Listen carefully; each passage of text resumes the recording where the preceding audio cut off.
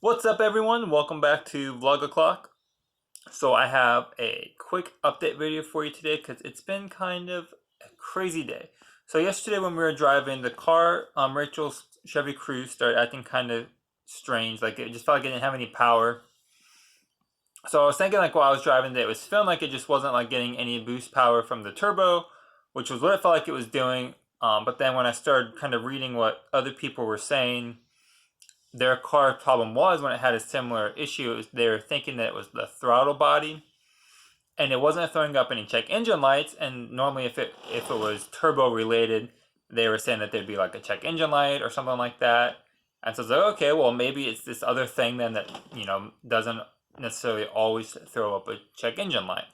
So I replaced the throttle body today, and then of course as soon as I'm done replacing it, one, it didn't really fix the issue, and two, of course, then a check engine light turns on, which was fine because the throttle body in the Chevy Cruze is notorious for going out anyway. So like replacing it at 150 plus thousand miles was probably okay, but it also was kind of a bummer because it wasn't really what I needed to do today.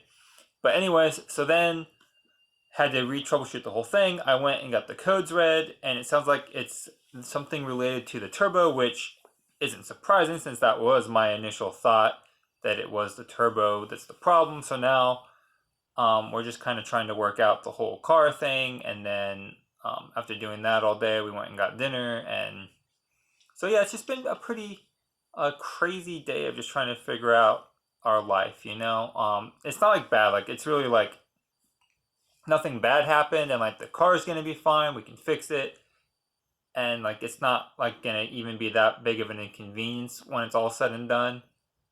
Um, it's just kind of one of those things that it happens, and you just kind of like in a funky mood the rest of the day, even though like it's fine and it's not like really even a big issue and it's not gonna cause any problems. It's just kind of always just kind of a bummer day when you have car trouble. If you have car trouble, you know what I mean. And it's really funny because like I drive a 91 Miata, and like when that car has trouble, it doesn't even faze me because it's so old and I've replaced so much stuff on it, and it's just kind of like whatever. And even when that was like the only car I had to drive, not that it was ever the only car I had access to, because like my parents always had an extra car or like whatever, but like when that was like my car and I drove it like everywhere, it still never was a problem. But like with Rachel's car, because it's newer and there's all the electronics and stuff, it's always just a bit more of a pain when I have to fix something on it, just because of all the electronics and all the extra sensors and everything that goes into that, which like makes the car so much nicer to drive, and it makes the gas mileage better and all of that, and like it's great.